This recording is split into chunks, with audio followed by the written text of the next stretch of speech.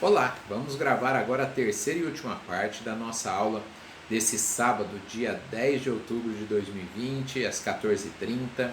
Livro segundo de O Livro dos Espíritos, né? Mundo Espírita ou dos Espíritos. O capítulo é o 9, Intervenção dos Espíritos no Mundo Corpóreo. Item 2, Influência oculta dos Espíritos sobre os nossos pensamentos e as nossas ações. E a questão a ser abordada agora é a 463. Disse algumas vezes que o primeiro impulso é sempre bom. Isso é exato? Então a pessoa fala assim, devia ter seguido o meu primeiro impulso, ele é o certo, né? Mas eu fui ficar pensando, Aí eles dizem, olha, nem sempre, às vezes o primeiro impulso é bom, às vezes o primeiro impulso é mau, depende de que espírito nós estamos falando ali que está encarnado, né? Normalmente, espírito já com um certo grau de desenvolvimento, realmente a primeira coisa que vem à cabeça é algo bom e às vezes depois eles não seguem isso e fazem alguma coisa equivocada. Mas também tem o caso, né, de espíritos com muitas dificuldades que a primeira reação é sempre negativa. Por isso que a gente até fala, olha, conte até 10, pense, reflita, porque se for seguir às vezes o primeiro impulso, vai se dar mal várias vezes aí. Então, se a primeira reação sempre é boa e as outras ruins, ou se a primeira sempre é má e as outras boas, não, nenhum nem outro. Depende de que espírito nós estamos falando. Questão 464. Como distinguir se um pensamento sugerido vem de um bom ou de um mau espírito? Aqui, gente, aqui é muito importante. Os espíritos falam com a gente através de médiums, de psicografia, através de médiums de psicofonia, através da nossa própria mediunidade, através de inspiração, sugestões, como a gente está vendo. Muito bem. Mas como saber se isso é bom ou mal? Como saber se é um bom espírito que está nos sugerindo ou um mau espírito? Então aqui não tem como toda vez eu ir perguntar para o dirigente espírita, até porque ele não sabe, né? A gente não tem como saber isso exatamente. Mas nós temos na doutrina, no estudo, pistas muito seguras de como fazer essa filtragem para decidir isso. Então vamos lá. O espírito chega para mim, para você, tanto faz, e sugere que a gente faça caridade. Ora, que tipo de espírito que vai sugerir isso? Um bom espírito, né? Se ele quer que a gente trabalhe no bem, um bom espírito. Muito bem. E dia seguinte ele sugere que a gente faça também uma visita a um amigo que está precisando. São bons espíritos que fazem isso. E ele vai ganhando a nossa confiança, né? Afinal de contas, todas as ideias que ele me dá são ideias boas, de fazer o bem, de ajudar. Aí, depois que eu já estou, digamos, conquistado por esse espírito, às vezes ele começa a me sugerir coisas indevidas. Gente, esse caminho é o caminho que acontece com a grande maioria, para não dizer praticamente todos, os médiums que se perdem. Médiums de todo jeito. Médium de psicofonia, psicografia, médium de cura, médium de efeito físico, não importa. Tá? Por quê? Porque ele está já convencido, né, já está dominado que aquele espírito é bom, afinal de contas ele deu várias boas sugestões. Como um espírito desse não seria bom? Mas, gente, é um pouco mais complexo que isso. Os obsessores não são burros. Eu falo isso no curso de mediunidade, no curso de Livro dos Espíritos, no curso do EAD. Cuidado. Não sei se vocês já leram, assistiram coisas sobre espionagem, né, em período de guerra, por exemplo. Né? Aquele filme O Jogo da Imitação é bem interessante sobre isso, a história real.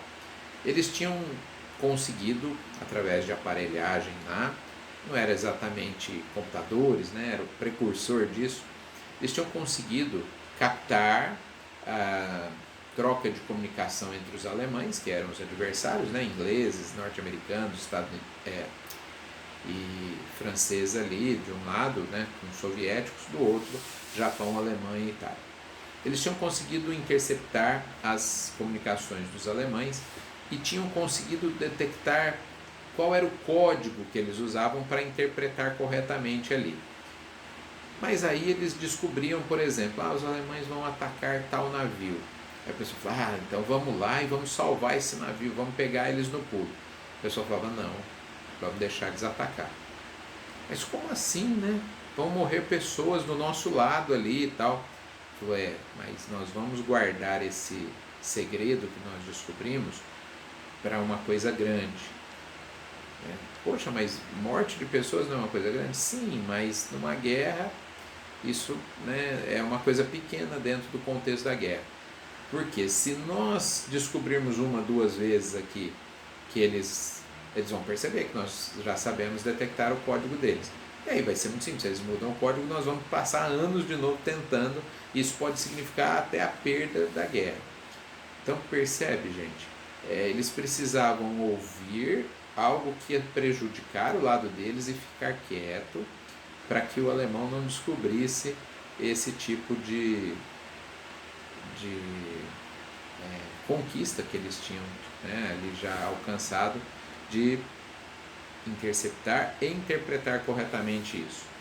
Então, gente, é muito importante a gente perceber que cada comunicação, cada fala tem que ser analisado à luz do bom senso e da doutrina. Então, sendo médium, dirigindo reuniões, os espíritos me sugerem coisas, né? Todas elas, sem exceção, eu tenho que passar pelo crivo da razão e da doutrina espírita. Emmanuel falava para o Chico Xavier, Chico, se eu falar qualquer coisa diferente de Kardec, fica com Kardec e esquece o que eu falei. Olha que interessante. Então o espírito chega lá e fala, olha, vamos fazer isso aqui no centro, vamos fazer aquilo lá. A gente sugeriu, é um direito dele sugerir. A gente vai pensar se aquilo que ele sugeriu está em acordo. Edmir, mas você vai discordar dos espíritos? Nem discordar, nem concordar.